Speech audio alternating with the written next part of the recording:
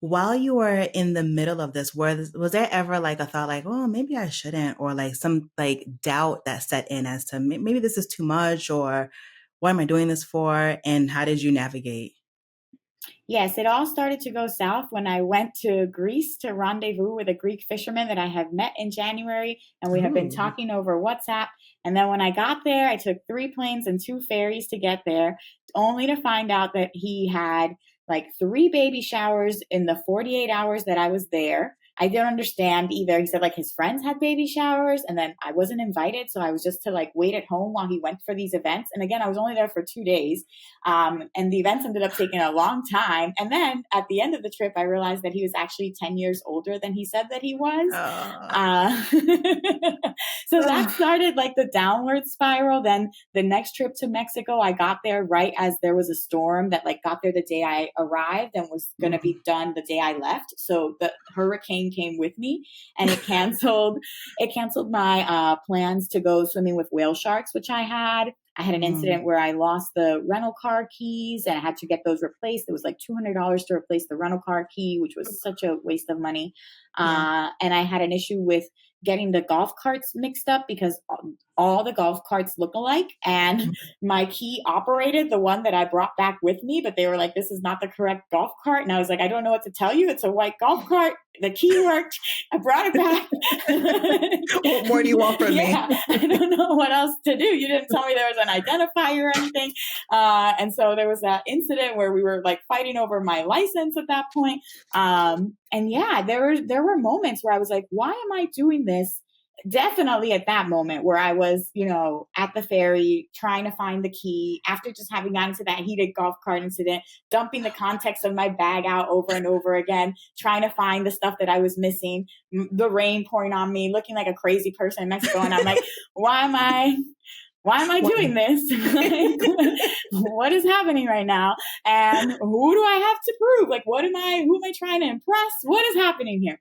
So there were definitely moments where I doubted it. And thankfully, that next trip in July to the south of France was one of the best trips of the year, which was just so relaxing and beautiful and everything I needed it to be. And that really helped me restore my faith and, this challenge is going to be okay. The next trip I went with my parents after we had a death in the family. And so it was really nice Mm, for us to spend that time together. Everybody, we actually missed the funeral, but we had this already planned. And so yeah. I think it was what everybody needed, like a kind of a celebration of life in the way, and for us to Yeah. celebrate that we had each other. Yeah. And so it was Yeah. a lot of ups and downs in Right. the year. Yeah. Yeah. You mentioned the trip with your parents. I was actually going to ask you, like, were all of the trips solo? So no, but the majority of them were solo, I'm assuming. Correct. Yeah. Mainly, I I would say just a handful were with others. The one Mm-hmm. with my parents, the one Mm-hmm. with friends to both the Grand Canyon and then also Iceland, Ooh. and my coworker that we played hooky to go to Epcot. Nice, nice. So I think I see there's a growing community of solo travelers, solo female travelers, which I love. For those who are listening and like, this is inspiring, I want to do this, but I'm scared. What would be your tidbit of advice for a solo female traveler? I think that you can book a tour for whatever it is that you want to do. And that way, let's say that you're nervous about going out at night. You can book Mhm. a haunted walking tour. You can book a food tour. You can book something where there is a guide that is designated to make sure that you get there and back safely, and that is motivated to do so because you tip them at the end of the tour, right? So they Right. don't want to lose you along the way, and that has other people there that are going to be built in people for you to talk to during the tour. They're attending, you have maybe 2 hours together. Afterwards, they might invite you somewhere with them, but it's a good way to be with a group if you're nervous about being out on your own. I love that. Love that. Yeah. Great idea. Great idea. So talk to me about the transformation that you've experienced. Let's say when you first initially decided, you know what, I'm going to do this, these next 12 months, I'm going to make the best of it and travel.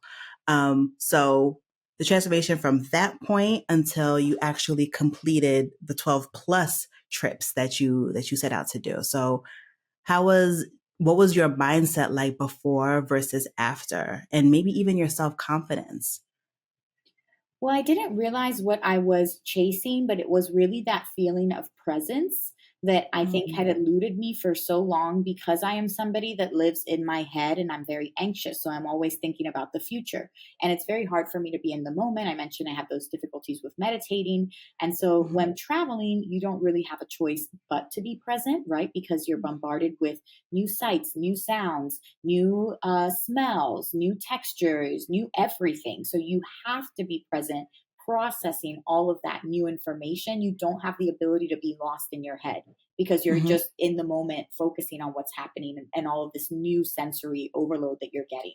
And Mm-hmm. so I actually found that I really enjoyed that. I felt lighter when I traveled, and I didn't realize that that was why. It was because I was just focused on where am I going? What am I doing right now? What does the street smell like? Oh, that's new. I never seen that before. Like, and so it was a much more enjoyable way to spend the time than constantly, in your own thoughts, worry, doing those things. And that was what I was chasing when I was traveling. And so part of that transformation was in finding that joy in my own company and finding that Mm-hmm. ability to spend time by myself and think, wow, that was a lot of fun. I really enjoyed that. I don't need anybody else here to make that worthwhile. Like, that was great just to ask myself, what do I want to do today? What do I want to see? What are the things I want to participate in?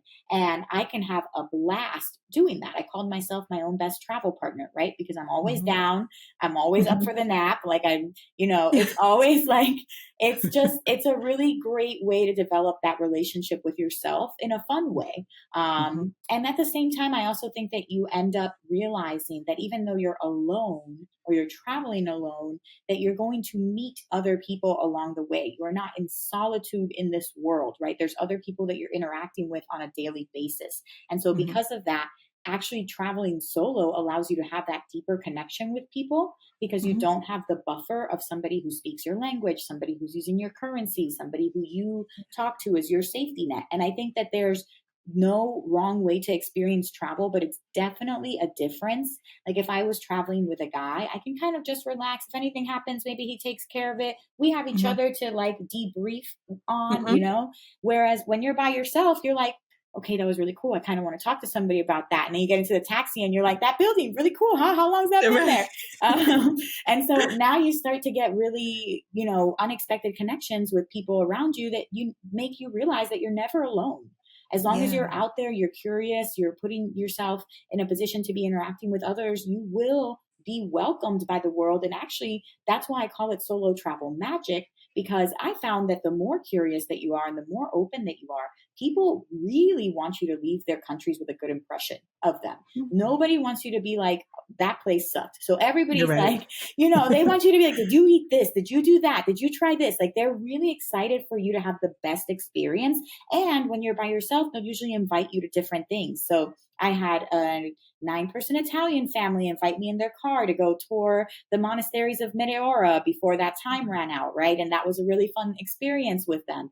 I had an opera dedicated to me in Florence where I got there early and I spoke with the performers. And just by virtue of having been interested, talking to them beforehand, at the halftime, they announced a change to the show and dedicated a special song to a lady in the front row. And so it was to me. And then Oh, they just like sang and serenaded me. And I think that this is what happens. It's just because I showed up and I was like, hey, what's up? I'm early. I know I'm early. Oh, silly American. and, so, um, and so just by talking to them, they were really happy to share, what is this venue? How long have you been opera singers? How often do you do this show? And I think that that helps because people see that you take an interest and people want to share their life's passion with you. Like, most people really enjoy what they do and they're excited to do it.